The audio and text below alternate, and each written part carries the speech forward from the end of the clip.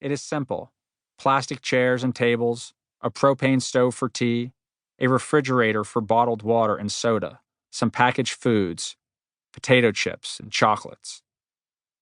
My companion on this trip, and for many months to follow, is Matt, a friend of a friend, who has spent the last 6 years living in northern Iraq and in downtown Kabul, teaching at the American University in both places.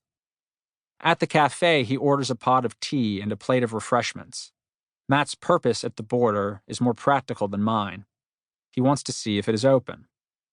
Only the week before, he incorporated the Syrian Research and Evaluation Organization, or SREO, or, as he says it, Surio, a startup that will bid on contracts from international organizations, auditing their humanitarian relief programs or subcontracting their excess work. A boom of aid has flooded into this conflict, and that parallel economy gives Matt his ticket to ride. One at a time, a cluster of men gathers around Matt, who comes to his feet, offering his hand and stopping the conversation to welcome each who joins this group. Matt rode heavyweight crew at Boston University. His arms are enormous. No one stands taller than his chin, which is covered with a full, blonde beard. His eyes are blue. When I come over, no one stands. I sit among the refugees and Matt. Our conversation is in Arabic, Turkish, broken English. We wrestle with language as we wrestle with our topic. Why would two rebel groups, the Islamic State and the Free Syrian Army, fight one another? Wasn't the revolution about toppling President Bashar al-Assad? What is happening in Azaz? What has happened? The revolution is over. The war is beginning. The men tell us what we already know, about the fighting, about the politics. We stare at them, as if we might read their histories, the ones we want to understand, the ones they won't likely share, in their faces, which express themselves mainly with anger, sadness, and occasionally humor when explaining some misfortune that pierces the frontier between tragedy and comedy. We watch so closely that we don't drink our tea and we don't eat our food. And when they all stand, we are startled. Our eyes follow theirs, and we see someone stumbling toward us. He is young, in his 20s, and he walks like a man in need of a cane. He wears a black parka that is too heavy for an autumn day. His cheeks are hollow, his complexion tinged a poisonous green, a film of sickness trapped beneath his skin. His gaze rests on our group.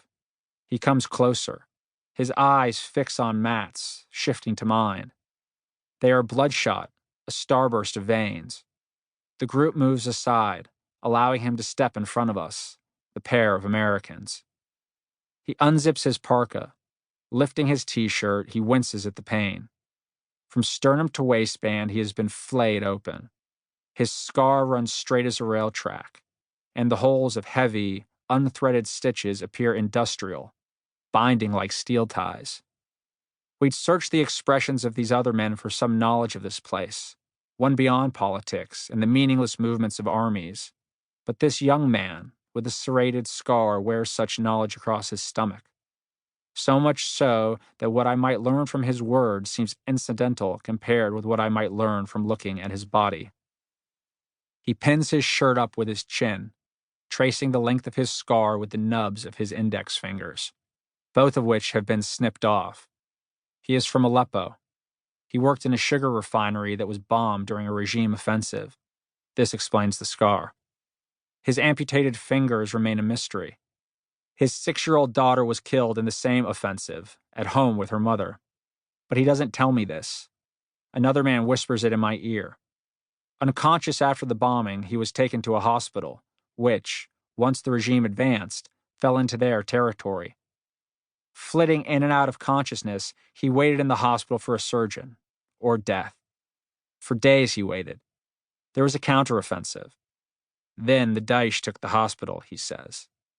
Incomprehension must read across my face because a man, the same one who explained about his dead daughter and wife, points across the border to the smoke, and he explains that Daesh is the Arabic enunciation of the acronym ISIS, Al-Dalwa al-Islamiyya al-Iraq al-Sham.